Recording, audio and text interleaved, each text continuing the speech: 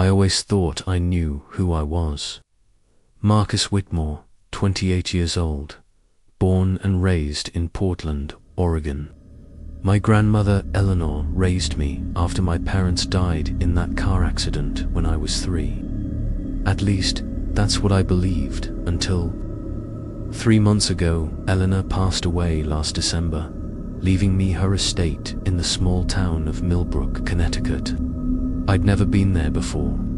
She always said it held too many painful memories, that we were better off starting fresh somewhere else. But when the lawyer handed me those keys, I figured it was time to face whatever ghosts she'd been running from. The house was massive, a Victorian monster that seemed to watch you from every angle, built in 1887, according to the deed. It had been in our family for generations, passed down through the Whitmore bloodline like some kind of hereditary curse. Eleanor had kept it maintained through a property management company, but she'd never set foot inside since the day she left with me in 1996. I should have listened to her instincts. The first few days were normal enough. I was sorting through decades of accumulated belongings, deciding what to keep, what to sell, what to burn. Eleanor had been a pack-rat, keeping everything from old Christmas cards to receipts from the 1980s. The basement was full of furniture, covered in dust sheets. The attic crammed with boxes that hadn't been opened in years, but it was in the study, behind a loose panel in my grandfather's old desk, that I found the documents that changed everything. Birth certificates, death certificates, medical records dating back to the 1950s, family documents that Eleanor had hidden away, documents that told a story I wasn't prepared to hear. And at the bottom of that stack, written in my grandfather's careful handwriting, was my own birth certificate. Except it wasn't my birth certificate. Not really. The name was wrong. The date was wrong. Everything was wrong. I still live in the house now. I can't bring myself to leave. But I've learned things about my family, about myself, that I wish I could forget. I've learned that sometimes the people we trust most are the ones keeping the darkest secrets. And I've learned that some houses don't just hold memories, they hold prisoners. Hey, I'm Marcus, and welcome to the Creepy Journal, where every story starts like a memory you wish you could forget. If you're new here, we dive deep into the kind of experiences that make you question everything you thought you knew about reality. Hit that subscribe button now, because after what I'm about to tell you, you might not want to stay until the end. When Eleanor's lawyer, a thin man named Morrison who looked like he'd stepped out of a Dickens novel, handed me the keys to the Millbrook estate, he seemed almost relieved to be rid of them. He kept checking his watch during our meeting, as if he had somewhere urgent to be, anywhere but in that office, discussing my inheritance. The house had been valued at $400,000, which seemed impossible for a property that size in Connecticut. When I questioned Morrison about it, he just shrugged and said the local market was depressed. There'd been some tragedy years ago, he mentioned vaguely, something that had affected property values in that part of town. The drive to Millbrook took me through winding country roads that seemed designed to discourage visitors. The town itself was small, maybe 2,000 people, the kind of place where everyone knew everyone else's business, or thought they did. The Whitmore estate sat on 15 acres at the edge of town, surrounded by woods that grew so thick they blocked out most of the afternoon sun. The house itself was 3 stories of dark wood and Gothic windows, with a tower room that jutted up from the eastern wing like an accusatory finger pointed at the sky. I'd brought the original blueprints with me, copies that Morrison had included.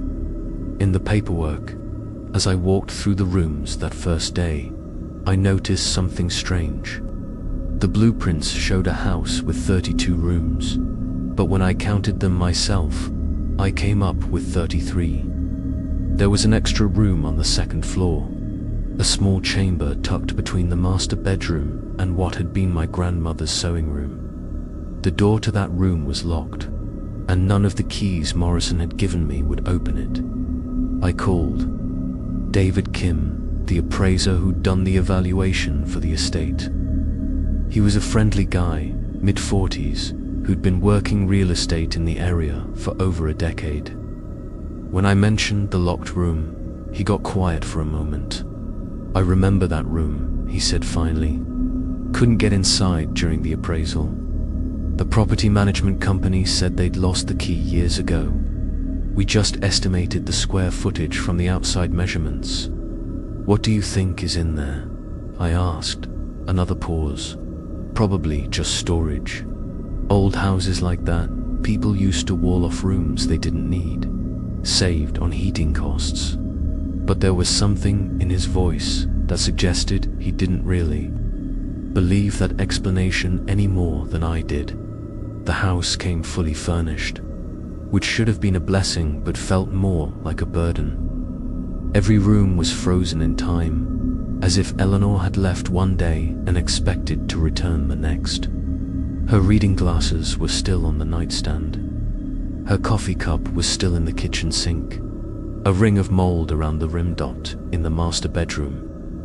I found clothes that had belonged to my grandfather, Judge Harold Whitmore, suits from the 1970s and 80s, still hanging in the closet like he might need them for court the next morning. Harold had died in 1987, according to the death certificate.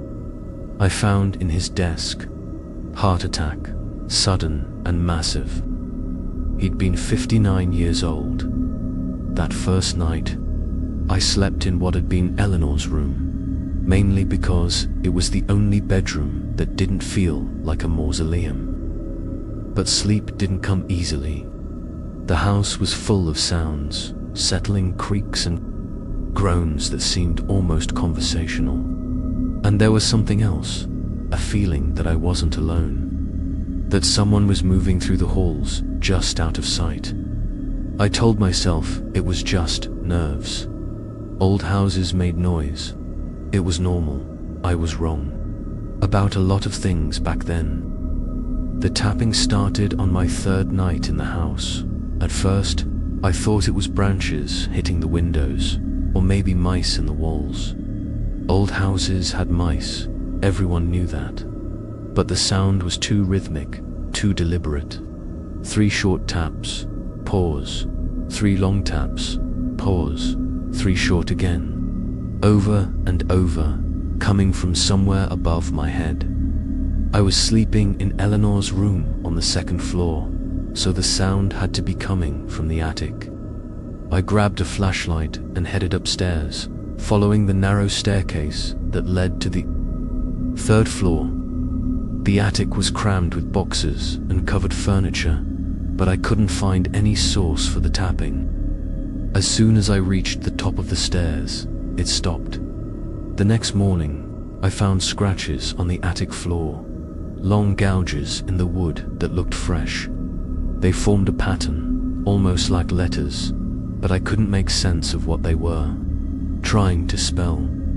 The cold spots were harder to explain away. I'd be walking through the house during the day, and suddenly I'd hit a pocket of air so cold it made my breath fog. These weren't near windows or doors, places where drafts might explain the temperature drop. They were in the middle of rooms, in hallways, on the staircase landing between the 1st and 2nd floors. The worst one was right outside the locked room. Standing in that hallway was like stepping into a walk-in freezer. The cold seemed to seep through my clothes, into my bones, carrying with it a smell I couldn't identify. Sweet and cloying, like flowers left too long in water. Then there were the lights I'd be reading in the evening, or watching something on my laptop, and the lights would start to flicker. Not just dim and brighten, but complex patterns, almost like they were trying to communicate. The kitchen lights would flash 3 times, then the hallway lights would respond with 2 flashes. Then the living room would join in with a rapid strove that made my eyes water. I had an electrician come out on day 5. His name was Rodriguez, and he'd been working on old houses in the area for 20 years.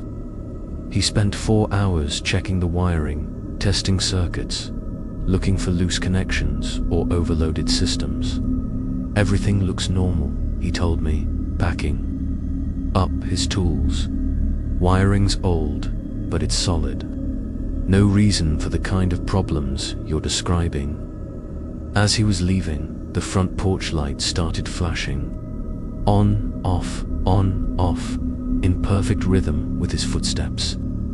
Rodriguez looked back at the house, then at me, then hurried to his truck without another word. That night, I decided to document everything. I started keeping a journal, writing down every strange occurrence, every unexplained sound or sight. I thought maybe if I could find a pattern, I could figure out what was causing the disturbances. The journal filled up quickly. Day 6, footsteps in the hallway outside my room. 2:17 a.m. Checked, found nothing.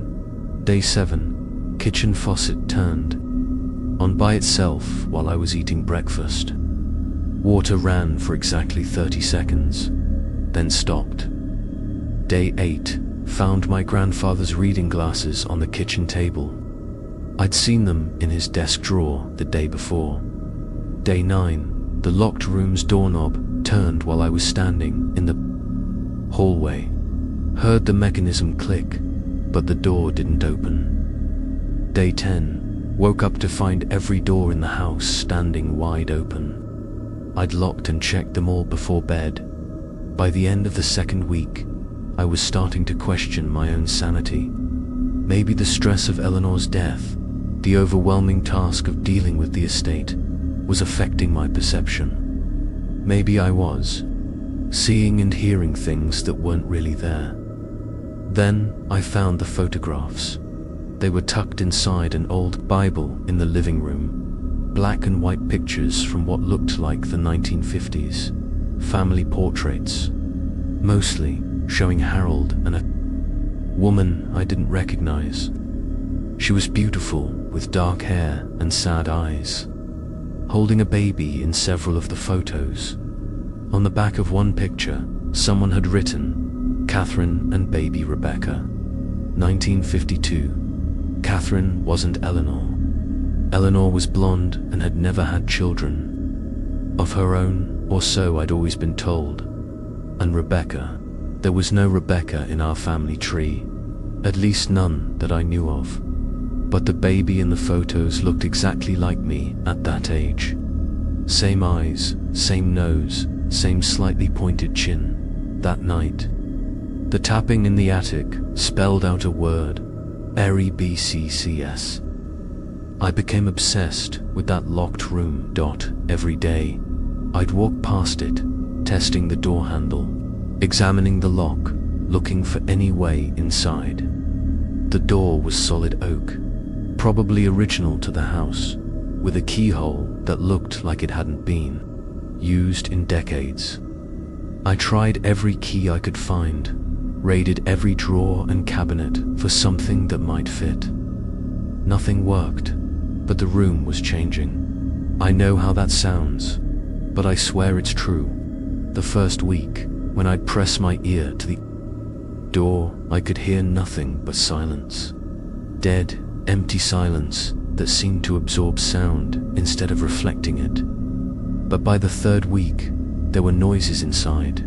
Soft, shuffling sounds, like someone moving around in slippers. The creak of floorboards. The whisper of fabric against wood, and something else.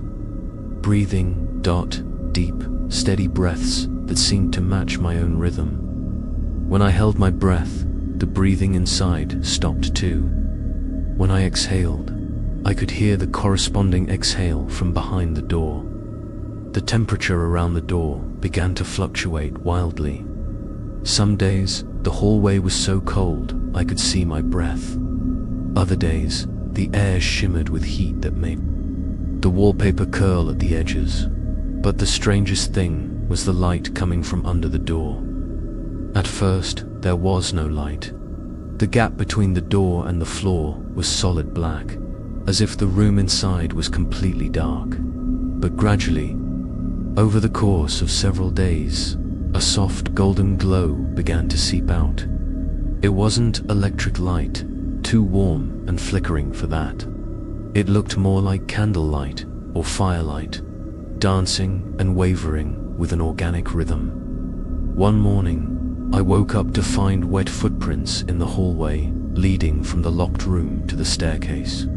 Small footprints, like those of a child, tracked in what looked like mud but smelled like something else, something organic and sweet, with an underlying note of decay. I followed the trail downstairs to the front door, which was standing open. The footprints continued across the porch and down the steps, disappearing into the overgrown garden. But when I looked back toward the house, I could see more prints leading in the opposite direction, as if whoever had made them had walked out of the house and then immediately returned.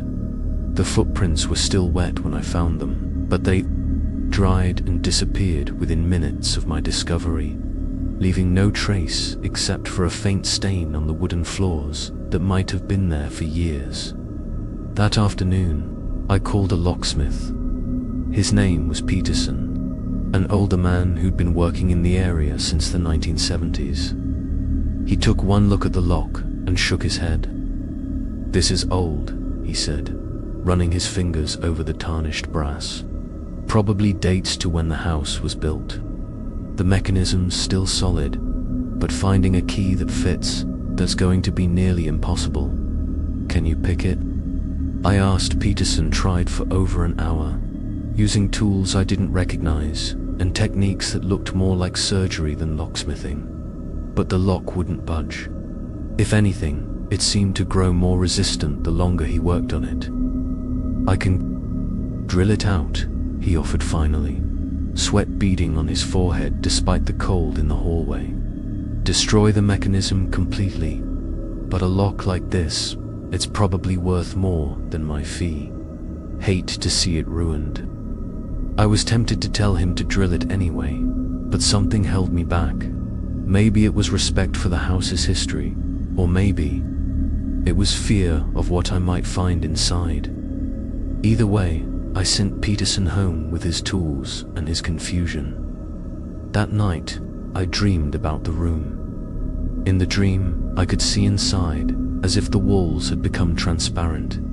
It was a nursery, decorated in soft pastels, with a white crib against the far wall. Toys scattered on the floor, children's books stacked on a low shelf. A rocking chair by the window that moved back and forth with no one sitting in it. But the child in the crib wasn't sleeping peacefully. She was awake, staring at the ceiling, with eyes that seemed far too old for her face. And when she turned to look at me through the wall, her mouth opened in a silent scream that woke me up with my heart hammering against my ribs. When I went to check the hallway, the light under the door was brighter than ever, and for just a moment, I could swear I heard the sound of a baby crying. I broke the door down on a Tuesday morning in late February. I'd spent the night listening to sounds from inside the room. Sounds that were getting louder and more insistent.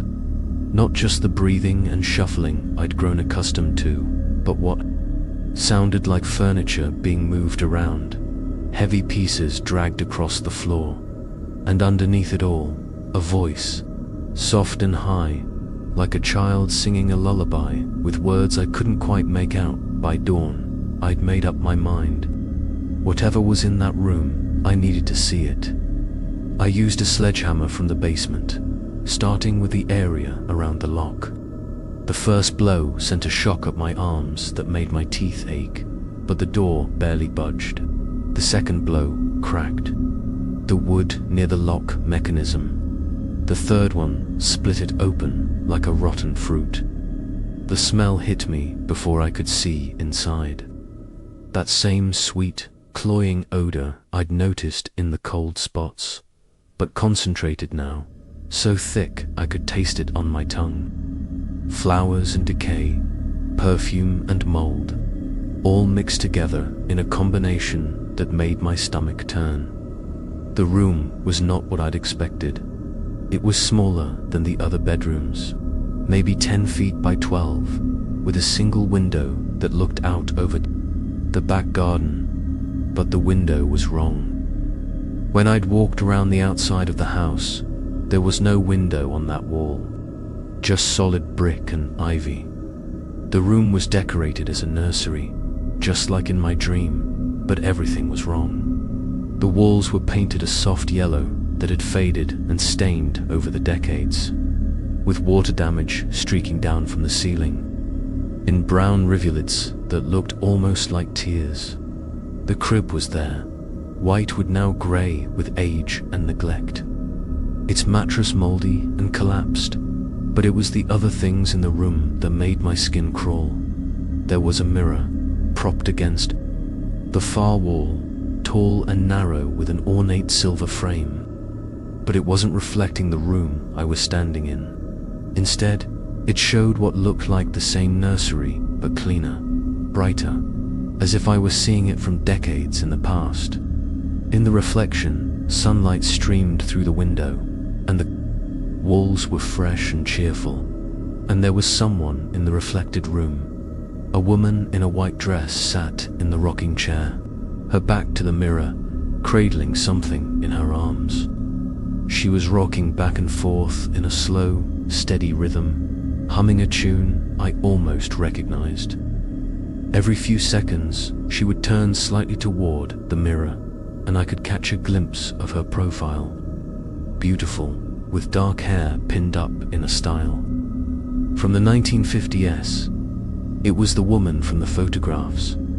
Catherine next to the mirror was a dollhouse, an exact replica of the Whitmore estate down to the smallest detail, but pieces were missing from it. Tiny furniture scattered on the floor around its base, miniature people broken and discarded. And in the dollhouse's version of the locked room, there was a tiny figure lying in the tiny crib.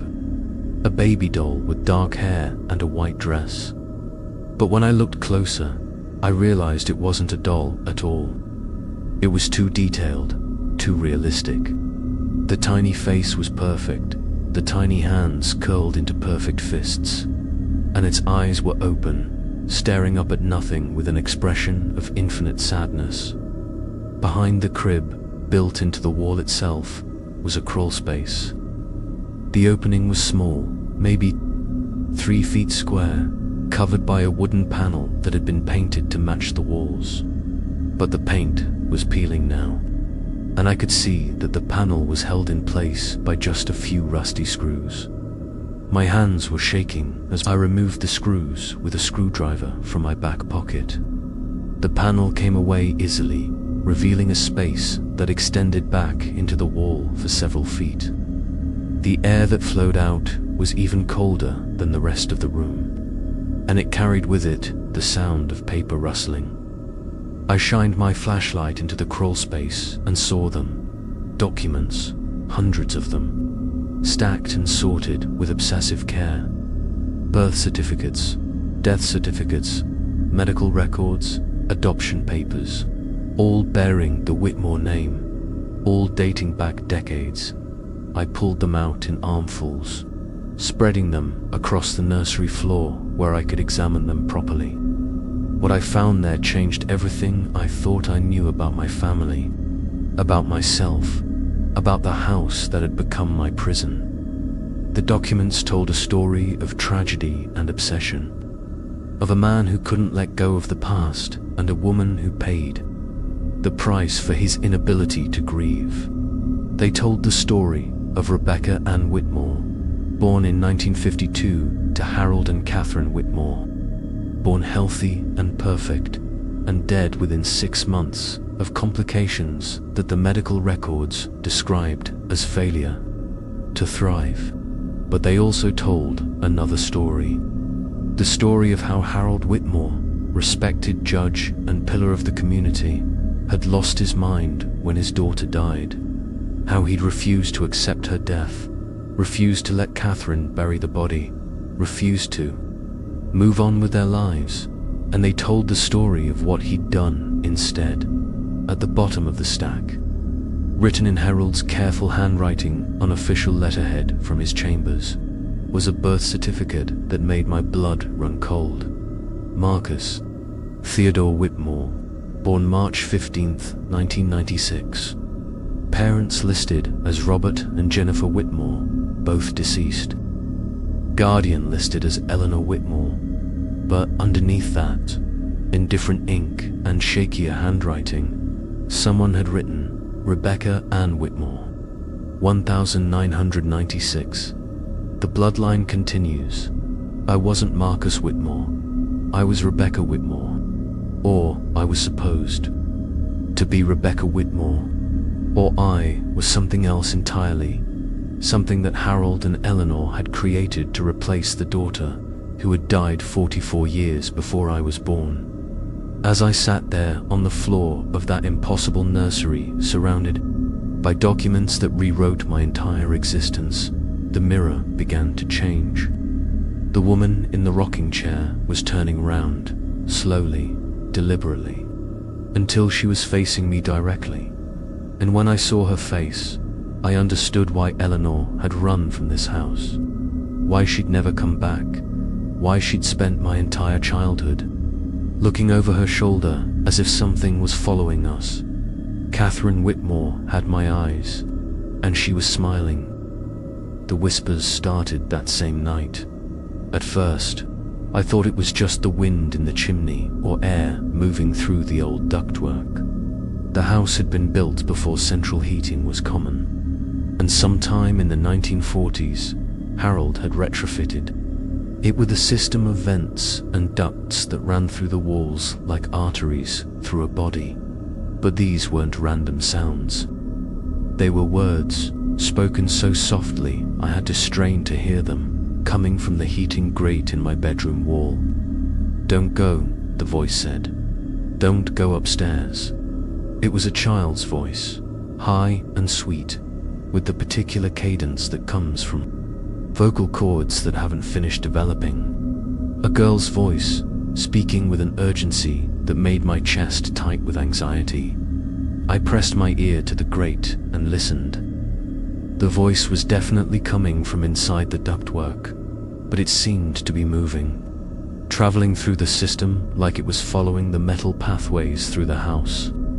"Don't go to the tower room," it said, the words echoing slightly as they bounced off the walls of the ducts. "He's waiting there. He's always waiting there." I hadn't been to the tower room yet. It was on the 3rd floor, accessible only through a narrow staircase that branched off from the main attic space. I'd noticed it during my first exploration of the house, but something about that part of the building had made me uncomfortable. The air was different there, thicker somehow, charged with an energy that made my skin crawl. Now, lying in bed with a child's voice drifting through the vents, I realized that my avoidance hadn't been random. Some part of me had known, even then, that the tower room held something I wasn't ready to confront. "Rebecca," the voice whispered, and my blood turned to ice water in my veins. "Rebecca, can you hear me?" I sat up in bed, my heart hammering against my ribs. The voice knew my name. My real name, the one I'd only learned a few hours earlier from documents hidden in a crawl space. "Who are you?" I whispered to the grate. Silence for a long moment. Then, "I'm you. I'm who you were supposed to be." The breathing sounds came next, deep and rhythmic, like someone sleeping deeply. But there was something wrong with the rhythm, something that made me think of medical equipment. of machines designed to keep lungs functioning when they can no longer work on their own. I spent the rest of the night sitting in the chair by my bedroom window, watching the tower room for signs of movement. Just before dawn, I saw a light flicker on in one of the tower windows. It glowed for maybe 30 seconds, then went out again. But I'd seen something in that brief illumination. A silhouette standing at the window, looking down at the garden. Below, the silhouette of a man, tall and thin, wearing what looked like a suit from decades ago. Harold Whitmore had died in 1987, but apparently nobody had told him he was supposed to leave. The next day, I tried to research the house's history at the Millbrook Public Library. The librarian, a thin woman named Patricia Vance, who looked like she'd been working there since the building opened, was helpful but cautious. She seemed to know who I was before I introduced myself, and there was something in her eyes when she looked at me that might have been pity. "The Whitmore family," she said, pulling out a thick folder from behind the circulation desk. "Yes, we have quite a bit of information about them. Your grandfather was a prominent figure in town for many years." The folder contained newspaper clippings, court records, society pages from the local paper dating back to the 1950s. Most of it was routine stuff, the kind of coverage you'd expect for a local judge and his family. But there were other stories too, darker ones that painted a picture of a man slowly losing his grip on reality. There was an article from 1953 about Harold's temporary leave of absence from the bench following the death of his infant daughter. Another from 1955, describing disturbing incidents at the Whitmore estate that had prompted visits from local police. A brief mention in 1962 of Catherine Whitmore's hospitalization for nervous exhaustion. And then, in 1963, Catherine's obituary: died at age 31 of complications from a prolonged illness, survived by her husband Harold and no children. "Mrs. Vance," I said, looking up from the clippings, "what happened to Catherine Whitmore?" The librarian glanced around the empty library, then leaned closer to the desk. "That's not something people talk about much around here," she said quietly, "but there were rumors. People said Harold couldn't accept that his daughter had died. Kept her room exactly as it was, talked about her like she was still alive. Catherine tried to make him see reason, tried to get him to let her go, and Harold didn't take kindly to that suggestion. Some folks said he had Catherine committed to the state hospital up in Hartford. Others said she never left the house at all, if you catch my meaning." I caught her meaning, and it made my stomach turn. That night, the voice in the vents was more insistent. "He killed her," it said, the words echoing through the ductwork like accusations bouncing off the walls of a courtroom. "He killed her because she wanted to bury me properly, because she wanted to let me go." I pressed my face to the heating grate, straining to hear every word. And then he found Eleanor, pretty little Eleanor, who looked just like Catherine used to look, made her help him pretend I was still alive, still growing up, still part of the family. The breathing sounds grew louder, more labored, as if whoever was speaking was struggling to get the words out. "But I wasn't alive, Rebecca, and neither are you." I needed answers, and the house wasn't giving them to me willingly. The next morning, I decided to explore the grounds more thoroughly. The Whitmore estate sat on 15 acres of land that had once been farmland, according to the property records. But nature had reclaimed most of it over the decades, turning cultivated fields into wild meadows and overgrown woods behind the house. I found the remnants of what had once been an elaborate garden. Stone pathways wound between raised beds that were now choked with weeds, and a fountain stood in the center. its basin cracked and filled with stagnant water that reflected the grey February sky like a mirror. But it was what I found beyond the garden that made me understand why the locals had always seemed uncomfortable when they talked about the Whitmore property. Hidden in a grove of pine trees, maybe 100 yards from the house, was a small cemetery. 6 headstones arranged in 2 neat rows, all bearing the Whitmore name and dates spanning nearly a century. Most of them were for people I'd never heard of, distant relatives whose names meant nothing to me, but 2 of the graves made my breath catch in my throat. The first was for Catherine Elizabeth Whitmore, beloved wife and mother, 1930 to 1963. The second, smaller stone was placed right next to it. Rebecca Anne Whitmore, precious daughter, 1950 to 1952. I knelt down next to Rebecca's grave, running my fingers over the carved letters. The stone was clean, well maintained, as if someone had been caring for it regularly. Fresh flowers lay at its base, white roses that couldn't have been there more than a day or 2. But it was the third grave that really shook me.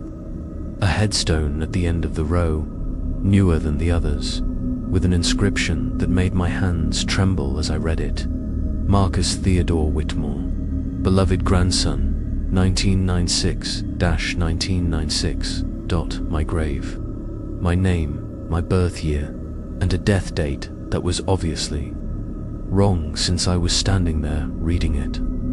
But someone had carved that stone. Someone had placed it there. Someone had prepared a final resting place for a person who was supposedly still alive. I took pictures of all the headstones with my phone, then headed back to Wardtown. I needed to talk to people who had known my family, people who might be able to explain what I'd found in that hidden cemetery. My first stop was the Millbrook Police Department, a small building on Main Street that looked like it had been built in the 1960s and hadn't been updated since. The officer at the front desk was a young guy named Mitchell who couldn't have been much older than me. "Whitmore," he said when I introduced myself. "Yeah, I know that name. My grandfather used to tell stories about the old judge. Said he was a fair man, but strange toward the end." "Strange how?" Mitchell looked around the empty office, then leaned closer. "Grandfather was a cop here for 40 years. Worked a lot of cases involving the Whitmore property. Domestic disturbance calls, mostly. Neighbors complaining about screaming at all hours. Lights in the windows of rooms that were supposed to be empty."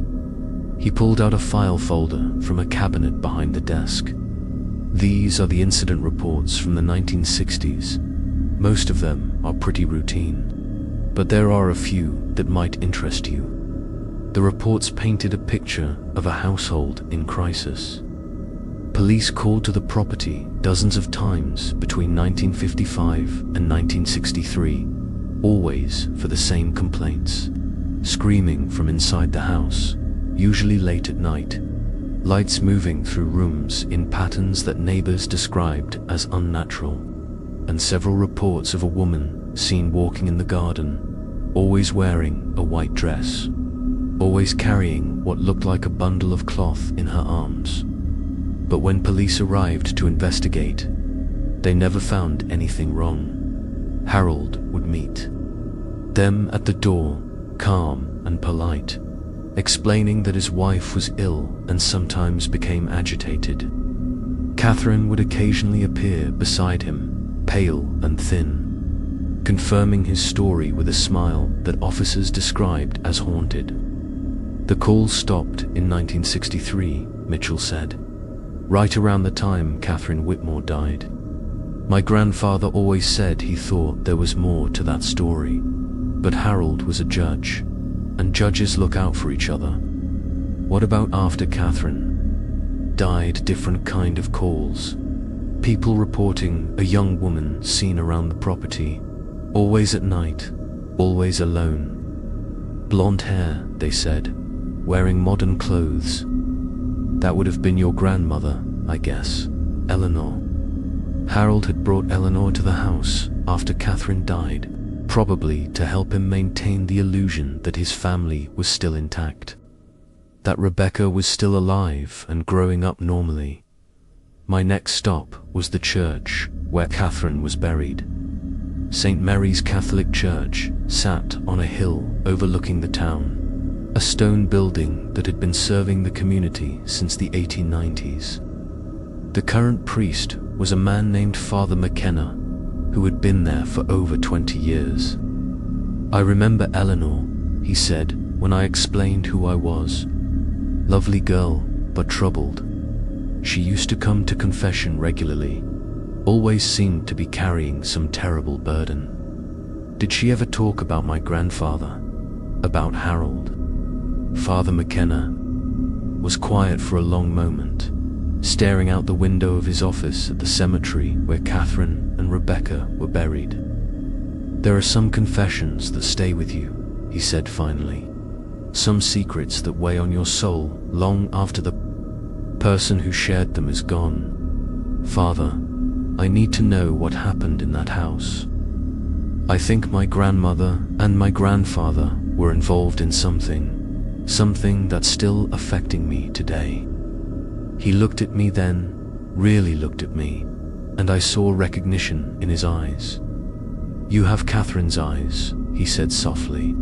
Eleanor used to say that, used to worry about what it meant. What did it mean? It meant Harold never really let go. It meant he found a way to keep his daughter alive, even after death took her body. And it meant Eleanor was trapped, helping him maintain a lie that grew bigger and more dangerous every year.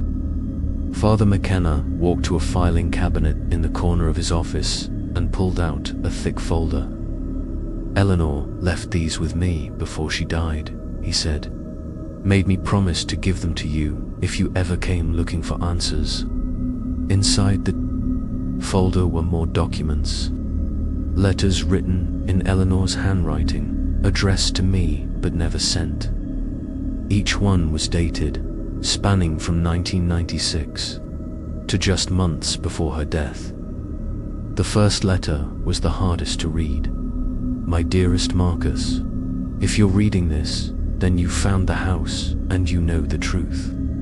I'm so sorry for what we did to you, for what Harold made me help him do. You were never supposed to live this long. You were supposed to be our perfect Rebecca, our replacement daughter, for just a few years until Harold could let go. But he never let go, and neither did I. Thomas Hartwell lives next door, Father McKenna said, interrupting my reading.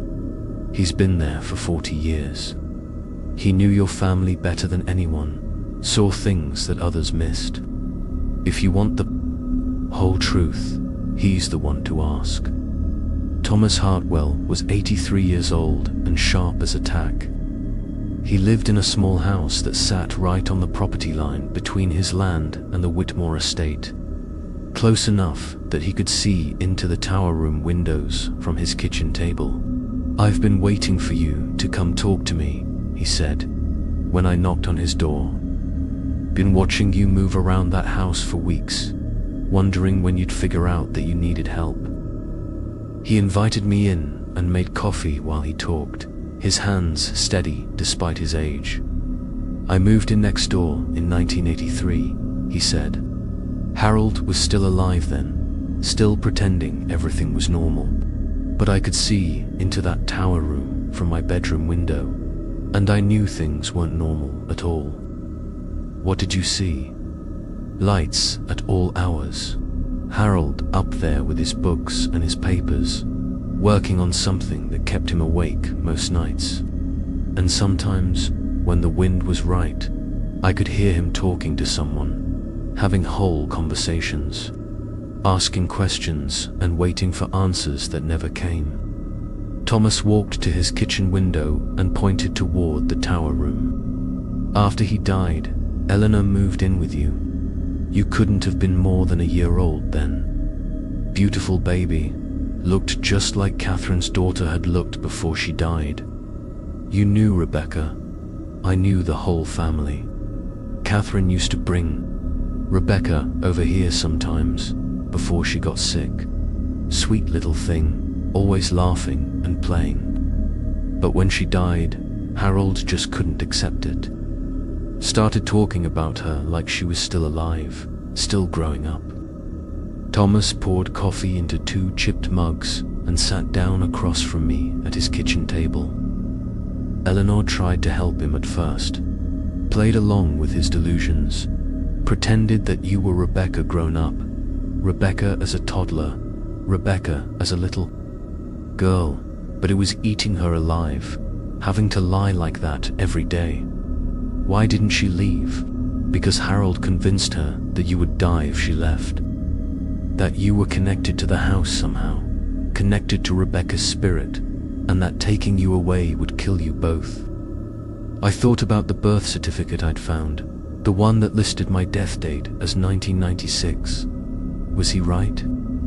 Thomas was quiet for a long time, studying my face with eyes that had seen too much.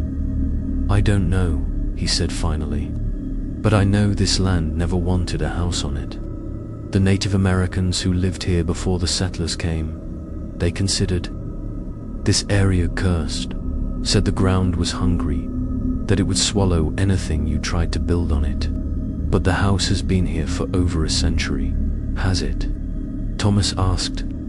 Or has the house been feeding on your family for over a century, using your blood and your pain to keep itself alive? As I walked back to the estate that evening, Thomas's words echoing in my head, I noticed something I'd missed before. The trees around the property weren't just overgrown, they were wrong. Twisted into shapes that hurt to look at, branches that grew in directions that defied natural growth patterns. And the closer I got to the house, the more I realized that Thomas might be right. This land was hungry, and it had been feeding on the Whitmore family for generations. The real answers were waiting for me back in the house, hidden in Harold's study. I'd been through the desk drawers dozens of times, but that night, armed with Eleanor's letters and Thomas's warnings, I approached my search differently. Instead of looking for obvious hiding places, I started examining the room itself.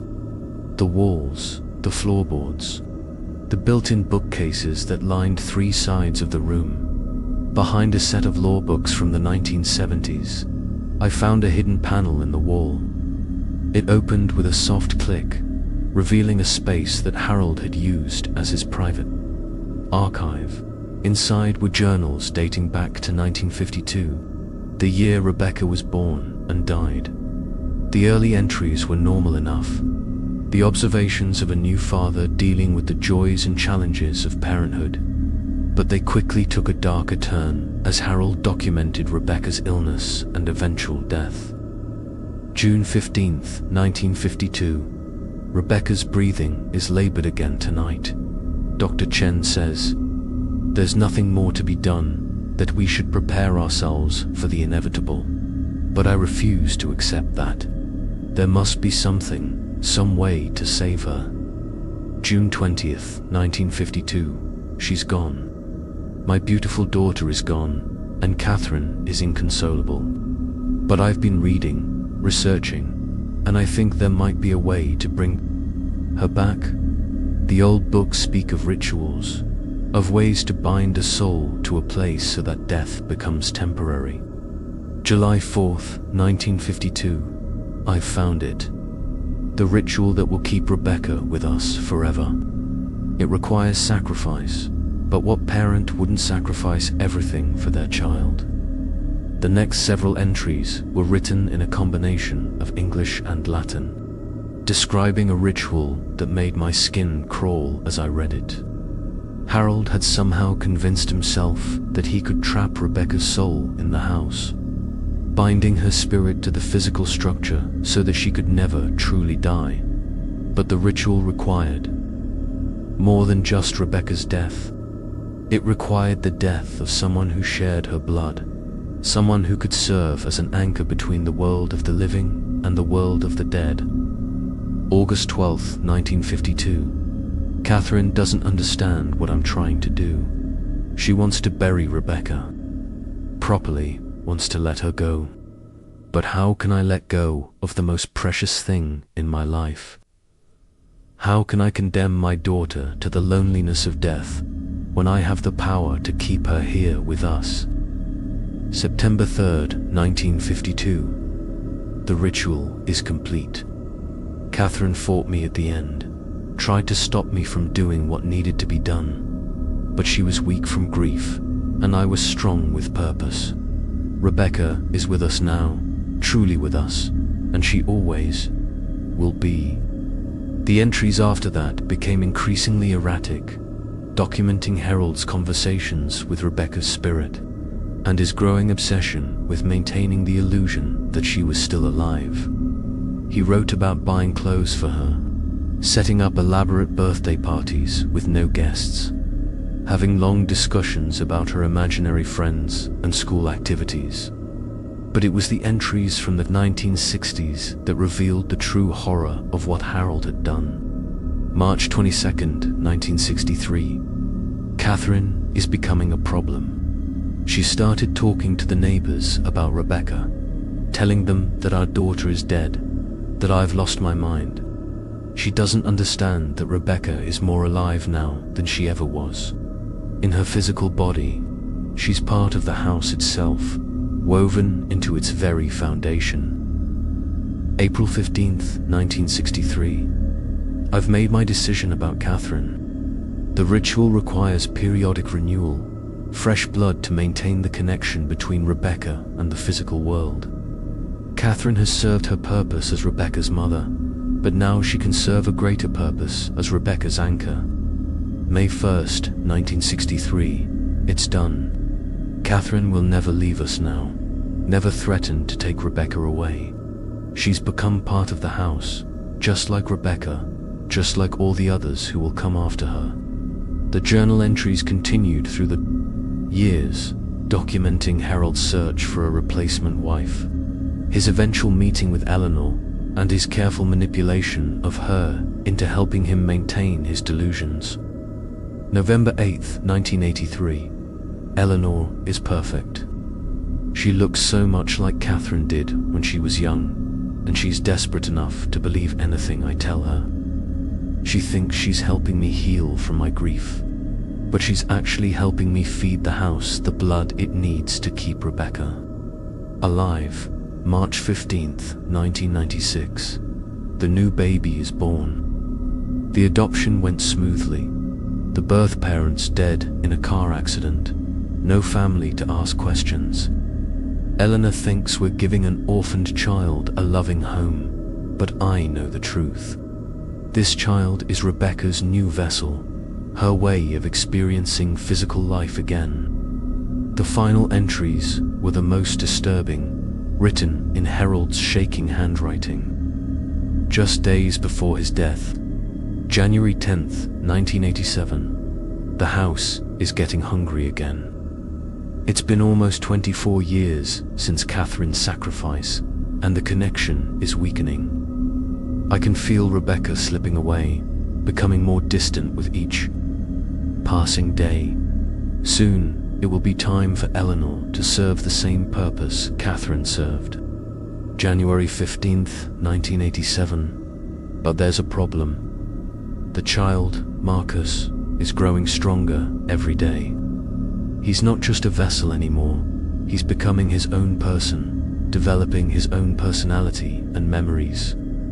If this continues, Rebecca might be lost, forever absorbed into this new identity. January 20th, 1987. I've found the solution in the old books. A ritual that will separate Marcus from Rebecca, that will free her spirit while preserving his body as a permanent home for her consciousness. But it must be performed in the tower room, where the connection between the worlds is strongest. The journal ended there, cut short by Harold's sudden death. But I understood now why Eleanor had run from the house. why she'd spent my entire childhood looking over her shoulder. Harold had been planning to sacrifice me in some twisted ritual designed to give Rebecca permanent control over my body. But Harold had died before he could complete his plan, leaving Rebecca trapped in the house and me trapped in a life that was never supposed to be mine. As I closed the journal, I heard footsteps above my head, slow, deliberate footsteps crossing the floor of the tower room, back and forth, like someone pacing while they waited for an appointment they'd been anticipating for decades. Rebecca was waiting for me. She'd been waiting for 28 years. And now that I knew the truth about what I was, what I'd been created to be, she was ready to claim what Harold had promised her. The bloodline must continue, no matter the cost. That's what Harold had written, and now I understood what he meant. After reading Harold's journals, the house changed. It was like something had been holding back, waiting for me to understand the truth before revealing its full power. The small disturbances I'd grown accustomed to escalated into manifestations that left no room for rational explanation. The mirrors were the first sign that things were getting worse. I woke up one morning to find that every reflective surface in the house was showing me someone else. Not Rebecca, not Catherine, but other people I didn't recognize. A man in a suit from the 1920s standing behind me in the bathroom mirror. A woman in a Victorian dress watching me from the reflection in the kitchen window. Children in clothes from different decades, all with the same dark eyes, all with the same expression of infinite sadness. When I moved, they moved. When I turned my head, they turned theirs. But their movements were just slightly off, delayed by a fraction of a second, as if they were echoing my actions from across a vast distance. Dr. Chen, the family physician Harold had mentioned in his journals, was still alive. He was 91 years old and living in a nursing home in Hartford, but his mind was sharp when I visited him. I remember Harold Whitmore, he said when I introduced myself. Delivered his daughter in 1952. Beautiful baby, but she had problems from the start. Weak heart, underdeveloped lungs. I told him she might not live to see her first birthday. What about the other babies? The ones that came after Rebecca died. Dr. Chun's expression grew troubled. There were others. Harold would call me to the house every few years, usually late at night, claiming Eleanor had given birth. But Eleanor was never pregnant, never showed any signs of having carried a child. And the babies themselves, they were always strange. Strange how? They didn't cry the way normal babies cry. They were too quiet, too alert, as if they were watching and listening to everything around them. And they all had the same eyes, the same features, like they were copies of the same child, born over and over again. How many were there? 5, maybe 6 over the years. Harold would bring them to me for checkups, but they never seemed to age normally. And then one day, he'd call to tell me the child had died, always from the same mysterious illness. Natural causes, he'd say, but I never believed it. Dr. Chen leaned closer to me, his voice dropping to a whisper. I think Harold was killing those babies when they got old enough to develop their own personalities. I think he was replacing them with new ones, trying to find the perfect vessel for his daughter's spirit. That night, the sleep paralysis started. Experienced it once or twice in college. That terrifying sensation of being awake but unable to move while some presence loomed over you in the darkness. But this was different. This was deliberate, controlled, as if something was holding me down while it whispered secrets in my ear. You're not the first, Marcus, Rebecca's voice said, coming from directly above my face, even though I couldn't see. There have been others. Marcus from 1997, Marcus from 2001, Marcus from 2006. All of them looked just like you, sounded just like you, had the same memories that Harold and Eleanor implanted in their minds. I tried to speak, tried to move, but my body wouldn't obey my commands. They all lived in this house, thinking they were real people with real lives. But when they got too old, when they started asking too many questions, Harold would perform the ritual. He'd separate their consciousness from their bodies and feed their life force to the house, keeping me strong while he prepared the next vessel.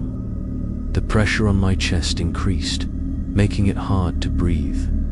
But Harold died before he could complete the ritual on you. You've lived longer than any of the others, developed a stronger sense of self. That's going to make this more difficult, but not impossible. I felt cold fingers touching my face, tracing the outline of my features like someone memorizing them. Don't worry, Marcus. When I take over your body permanently, I'll keep some of your memories, the good ones, anyway. You'll still be part of me, part of us, part of the family that never dies. The paralysis broke suddenly, and I sat up, gasping for air, but Rebecca wasn't finished with me yet. Over the next few days, the manifestations became more physical, more violent. Objects moved on their own, thrown across rooms with enough force to shatter against the walls. The temperature in the house fluctuated wildly, from freezing cold to blazing heat within minutes, and the screams started. They came from behind the walls, as if someone was trapped inside the structure of the house itself. Not just one voice, but dozens, maybe hundreds, all crying out in agony and despair. Men, women, children, all screaming at once in a cacophony that made my teeth ache and my vision blur. When I called Officer Mitchell to report the disturbances, he arrived with backup and a look of grim determination that suggested he'd been expecting this call. My grandfather told me this might happen someday, he said as we walked through the house, documenting the damage. He said the Whitmore place went through cycles. Quiet periods followed by intense activity always happened. When someone new moved in, someone with Whitmore blood. What am I supposed to do about it? Grandfather said there were only two ways it could end.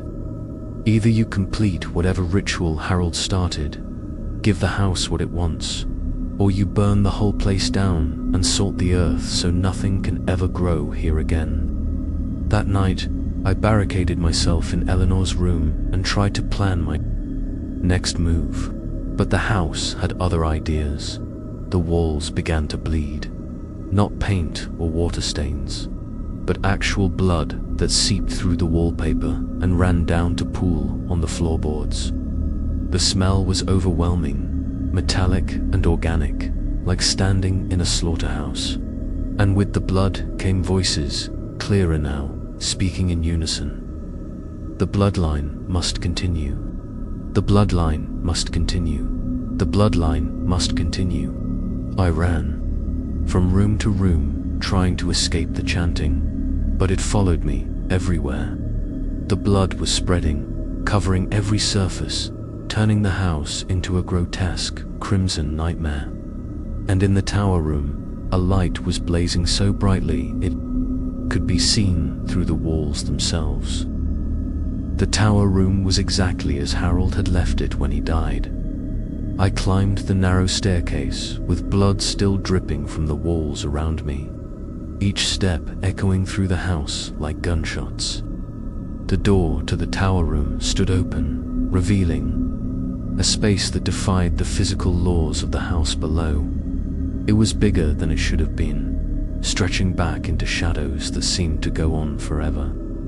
The walls were covered with papers, documents, photographs, and drawings, all connected by a red string that formed patterns too complex for my mind to follow. And in the center of it all, Sitting behind a massive oak desk was Harold Whitmore. He looked exactly as he had in the photographs from the 1960s, wearing the same black suit, his hair perfectly combed, his hands folded neatly on the desk surface. But his eyes were wrong, too bright, too aware, as if death had sharpened his focus instead of ending it. "Marcus," he said, and his voice was like gravel being poured into a metal bucket. "I've been waiting for you. I wanted to run, but my legs wouldn't obey me." The tower room seemed to pulse around us, breathing with a rhythm that matched my own heartbeat. "You're not real," I said, though even as I spoke the words, I knew they were meaningless here. "Reality is a matter of perspective," Harold replied, standing up from behind the desk. "I'm as real as you are, which is to say, not very real at all." He walked round the desk, and I could see that his feet didn't quite touch the floor. He was floating, drifting, held up by the same force that kept the house standing despite all the death and suffering it had absorbed over the decades. "You understand now what you are?" he asked. "Do you understand why Eleanor ran from this place? Why she spent your entire childhood looking over her shoulder? I understand that you're insane. I understand that you killed your wife, and God knows how many others." Harold laughed, and the sound was like breaking glass. "I saved them. Catherine, Rebecca, all the others. They're part of something greater now. They're part of a family that will never be separated by death, never be destroyed by time." He gestured to the walls around us, and I saw that some of the photographs were moving, showing scenes from different time periods. Catherine rockin', a baby that flickered between Rebecca and something else, something wrong.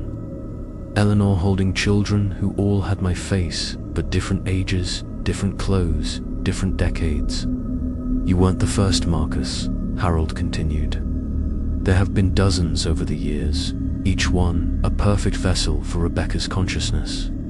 But they were weak, temporary, unable to maintain their identity when faced with the truth of what they were and what am I. You're the strongest vessel we've ever created. You've lived for 28 years with your own memories, your own personality, your own sense of self. When Rebecca takes over your body, she'll have access to all of that experience, all of that accumulated life.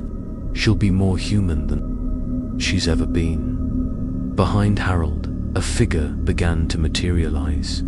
Small at first, child-sized, but growing larger and more solid with each passing second. Rebecca, no longer the infant who had died in 1952, but a young woman with my eyes and Catherine's face. "Hello, Marcus," she said, and her voice was like music played in a minor key. "Thank you for taking such good care of our body." "It's not your body," I said, backing toward the door. "It's mine, is it?" Rebecca asked, tilting her head in a gesture that was disturbingly familiar because I'd seen it in mirrors my entire life. "Whose memories do you have? Whose experiences shaped your personality? Whose genetic material formed your physical body?" She was right, and we both knew it. Everything I thought I was, everything I believed about my identity, was based on lies and manipulations. My childhood memories were implanted. My physical body was grown from genetic material harvested from Rebecca's corpse. My entire existence was designed to serve as a temporary home for someone else's consciousness. "The ritual is simple," Harold said, pulling out a leather-bound book from his desk drawer. "A few words in Latin, a small sacrifice, and Rebecca will have the physical form she's been denied for over 70 years. What kind of sacrifice? Your consciousness, Marcus, your sense of self. It will be absorbed into the house, added to the collection of souls that keep this place alive. You'll become part of the family forever, just not in the way you expected." Rebecca moved closer, and I could feel the cold radiating from her body like winter wind. "It won't hurt," she said. "You'll just go to sleep, and when you wake up, you'll be part of something beautiful, something eternal." But as she reached for me, I saw something in her eyes that Harold had missed. Something that changed everything I thought I understood about the situation. Rebecca was afraid. Not afraid of me. Not afraid of the ritual, but afraid of what would happen if she succeeded. Because she wasn't just trying to take over my body, she was trying to escape from something else. Something that had been holding her prisoner in this house for decades. "You're not doing this because you want to," I realized. "You're doing this because the house is making you do it." Rebecca's face cracked, her perfect composure slipping for just a moment. "The house is hungry," she whispered. "It's always hungry. It feeds on death, on suffering, on the life force of anyone who enters its domain. Harold thought he was trapping me here to keep me alive, but he was really trapping me here to feed it. And if you take over my body, then I can leave.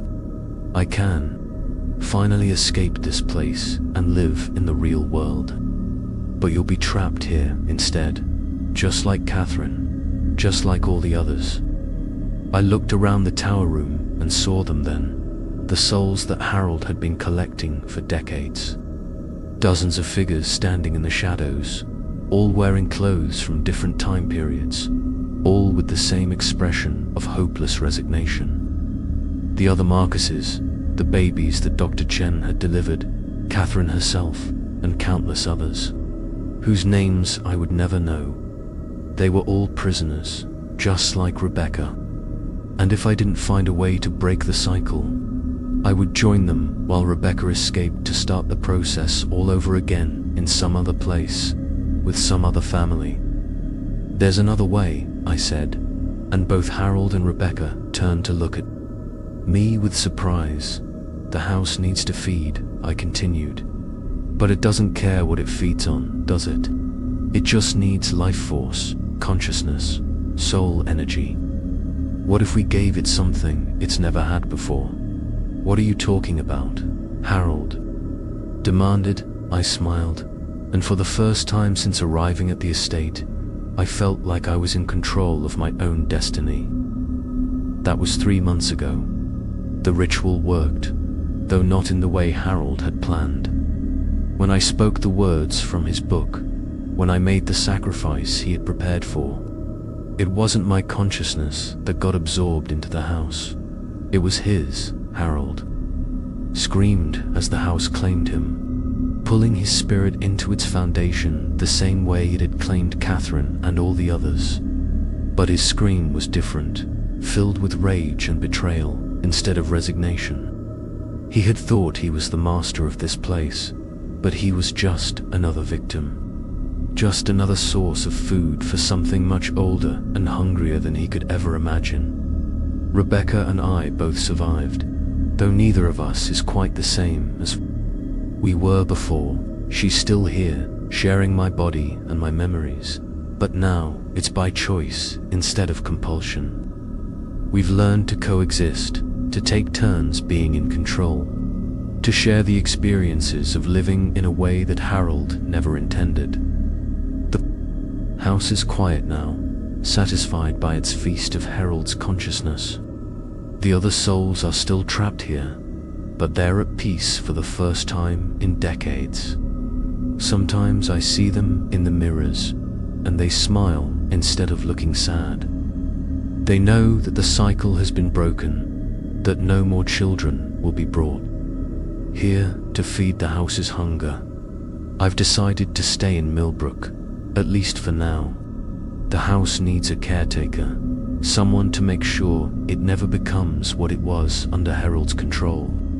And Rebecca needs time to experience the world through physical senses, to feel sunlight and taste food and hear music the way she never could as a disembodied spirit. We're learning together, Rebecca and I, what it means to be human, what it means to have choices, to make mistakes, to grow and change and become something more than what others expected us to be. Eleanor's letters, the ones Father McKenna gave me, told me something else that Harold never knew. The car accident that killed my supposed parents, Robert and Jennifer Whitmore, wasn't an accident at all. Eleanor had arranged it, working with contacts from her past to create identities that would satisfy Harold's need for a new vessel while protecting the real people those identities were based on. Robert and Jennifer Whitmore never existed, but the couple who died in that car crash were real people with real families. People who had agreed to help Eleanor save a child from a fate worse than death. They gave their lives so that I could have a chance at something approaching normal existence. I think about them sometimes, when Rebecca is sleeping and I'm alone with my thoughts. I think about the sacrifice they made for a child they never met, a child who wasn't even entirely human, and I try to live in a way that honors their memory, that makes their sacrifice meaningful.